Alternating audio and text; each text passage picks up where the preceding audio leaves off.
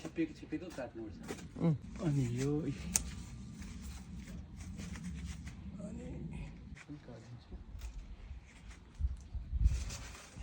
ला यो त काकाले मलाई मेसेज पनि गर्नुभएको थियो कि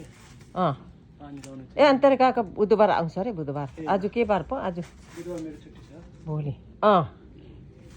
बुधबार आउनुहुन्छ अरे बिहान दाउरा पुऱ्याउनु यो पनि छ यत्रो ढ्याङ्गो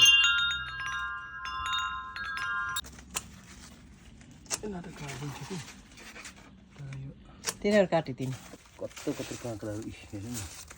तै तान तान्नु क्लिन टाइडी भयो यहाँनिर काँक्राहरू यसरी फलेछ रम्म गरेर आम्मामा हेर्नुहोस् त इस्कुस पनि फलेछ इस्कुस त आमामा यति बेसी फल्दैछ कि यति बेसी इस्कुस फल्दैछ मम्मी आम्मा हिसाब किताबै छैन होइन अनि यसरी फलेको छ राम्रोसँगले लट्टरम्म गरेर अनि मेरो मम्मीले चाहिँ यसरी अघि काटेको पातहरू सोर्नु हुँदैछ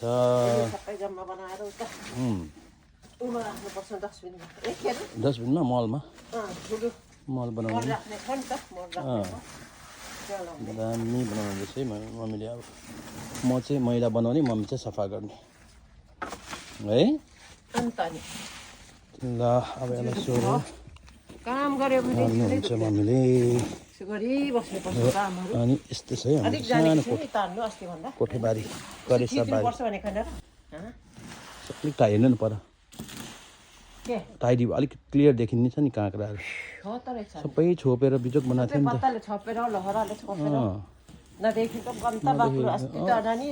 सबै भएको भए त है कति थियो हुन्थ्यो तेरो अन्दाजी